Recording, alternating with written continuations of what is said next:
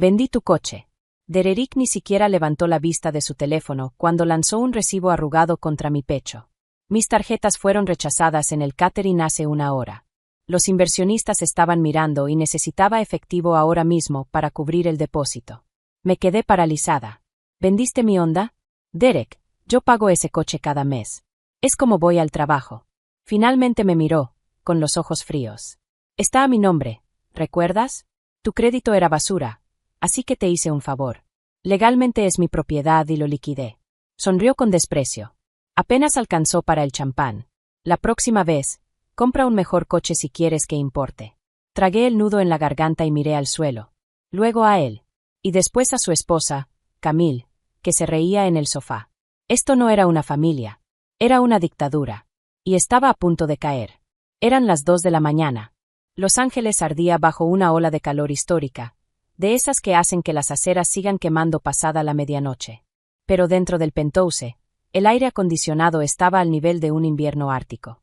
Me desperté con el golpe de la puerta de mi habitación contra la pared. Dererick estaba en el umbral con una bolsa de basura negra en la mano. La lanzó al suelo, al pie de mi cama. «Levántate», dijo, con esa irritación maníaca que conocía bien. «Camille necesita este cuarto. Va a hacer un closet reveal para su transmisión en vivo mañana, y tus cosas arruinan la estética». Me incorporé, cegada por la luz del pasillo. «Derek, son las 2 de la mañana. No me importa la hora. Estás llenando mi casa de basura». Pateó la bolsa hacia mí. «Empaqué por ti. Considéralo una cortesía. Ahora lárgate». Miré la bolsa. No había empacado nada. Había arrojado la capa superior de mi vida como si fuera desecho de jardín. «¿A dónde se supone que vaya?», pregunté, con la voz plana. «¿Vendiste mi coche?». Se rió, corto y seco. «Vete al almacén. Está vacío. Al menos allí estarás con los tuyos, basura». Se dio la vuelta y se fue, dejando la puerta abierta. Me quedé sentada exactamente 10 segundos. Una versión más joven de mí habría llorado. Habría corrido tras él, rogándole, prometiendo esconder mejor mis cosas, pidiendo perdón por existir. Pero esa versión desapareció en el momento en que cambió mis llaves por champán. Me levanté. Me puse los jeans y las botas. Tomé la bolsa. Era ligera. Al parecer, mi valor en esa casa pesaba menos de 10 kilos. Pasé junto a la habitación principal. Camille se quejaba de la iluminación para su video. Pasé por la cocina, donde el dinero de mi coche se había convertido en botellas vacías. Salí por la puerta principal y la dejé cerrarse detrás de mí. El ascensor tardó una eternidad. Cuando se abrieron las puertas, el calor me golpeó como un puñetazo. El aire olía a escape y a humo de incendios lejanos. Me colgué la bolsa al hombro y empecé a caminar hacia la terminal nocturna de autobuses. 3 millas por Santa Mónica, entre tiendas cerradas y campamentos de indigentes. Con cada paso, el sonido de mis botas marcaba un nuevo ritmo en mi cabeza. Dejé de pensar como hermana. Dejé de pensar como víctima. Cambié al único modo que me había mantenido a salvo: logística. Auditoría mental. Estado actual: desplazada. Transporte: solo público. Reservas: mínimas. Responsabilidad: una asociación tóxica que acaba de violar todos los términos del acuerdo. En mi trabajo, cuando un socio rompe un contrato así, no llamas a atención al cliente. No pides reembolso. Aseguras tus activos restantes. Cortas pérdidas. Y te preparas para una toma hostil. Dererick creyó que me había desechado. No entendió que me acababa de liberar de lo único que me frenaba. El autobús me dejó a 3 calles del distrito industrial. El pavimento estaba agrietado, irradiando calor incluso a las 3 de la mañana. Me planté frente al almacén. No era un edificio. Era un diente podrido en una boca de concreto. Las ventanas tenían rejas. El cartel de "Se vende" que Derek había puesto meses atrás se estaba despegando, blanqueado por el sol. Abrí el candado con la llave de repuesto. La única que me quedaba. La puerta metálica chirrió al subir, como un grito en la calle vacía. Dentro, el calor era sofocante. Peor que afuera.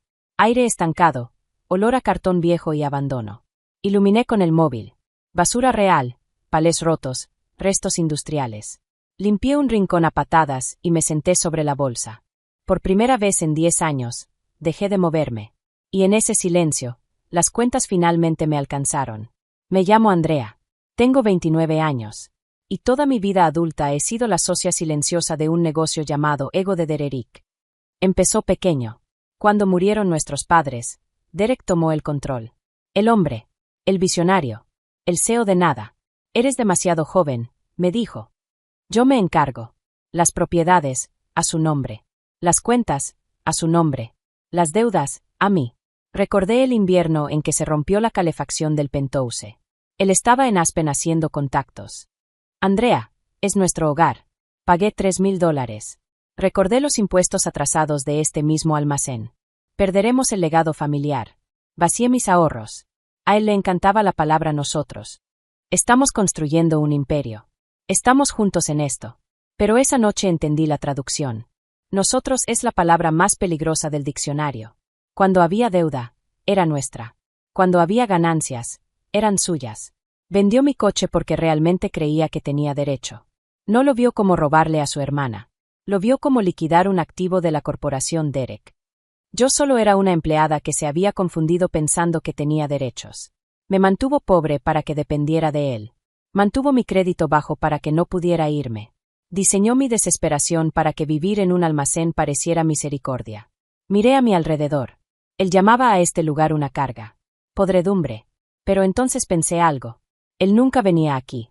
Le tenía miedo a la suciedad. Al trabajo manual. No había pisado este lugar en 5 años. Eso significaba que no sabía lo que había en las esquinas. Ni detrás de las paredes. Pensó que me exiliaba a una prisión. No sabía que me acababa de dar control total de lo único que aún no había arruinado. 7 días después, la temperatura llegó a 40 grados centígrados. El almacén era un horno. Estaba sentada sobre una caja, revisando mis últimas reservas de efectivo, cuando la puerta lateral se abrió de golpe. Derek entró furioso.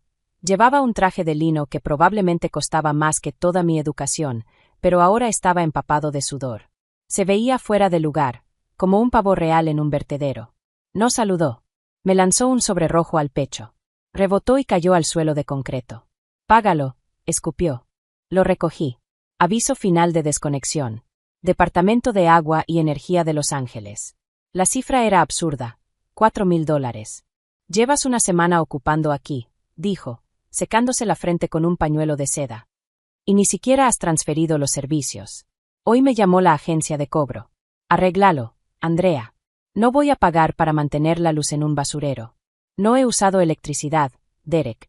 Cargo el teléfono con una batería solar. Ni siquiera he encendido una bombilla. No me importa. La factura está a nombre del patrimonio. Eso significa que es mi problema. Pásala a tu nombre hoy o arranco el medidor. Se dio la vuelta y salió, desesperado por volver a su coche con aire acondicionado. Me quedé mirando el sobre. Mi pulgar rozó el gráfico de consumo en la parte trasera. Me detuve. Trabajo en logística. No solo muevo cajas. Analizo datos. Busco fugas, ineficiencias, anomalías. Y eso, era una anomalía. La línea de consumo no era irregular. Era plana. En un edificio normal, la energía sube y baja, picos de día, caídas de noche, saltos cuando se encienden máquinas. Pero esa línea era constante. Alta. Ininterrumpida. 24 horas al día. 7 días a la semana. Eso no son luces. Eso no es un refrigerador olvidado. Eso es soporte vital. Miré el almacén vacío. Silencio absoluto. Ninguna máquina. Ningún zumbido. Pero el medidor no miente. Algo aquí estaba devorando electricidad como un animal hambriento. Caminé hasta el panel eléctrico. Viejo, industrial, cubierto de mugre. Lo abrí. La mayoría de los interruptores estaban anulados. Muertos. Pero uno. Zona 4. Estaba caliente. Seguí el conducto. Subía por la pared, cruzaba el techo y desaparecía detrás de unas planchas de madera podrida en el fondo. Me acerqué. Quité la primera. Cayó con estruendo, levantando polvo. Detrás no había ladrillo. Había drywall. Más nuevo. Una pared falsa. Tomé una palanca. La clavé en la unión y tiré. El panel se rompió. Y entonces, aire frío. Helado. Estéril. Artificial. Y con él, un zumbido bajo, constante. Abrí un hueco más grande y entré. No era un almacén. Era una bóveda climatizada. Oscura, iluminada solo por LEDs verdes parpadeantes de deshumidificadores industriales alineados en las paredes. Ellos eran el consumo. Ellos eran la factura. Levanté la linterna. Él las golpeó algo, extraño. Una burbuja transparente gigante. Una cápsula de coche. De esas que preservan vehículos de lujo en ambiente sellado. Y no había una. Había 12.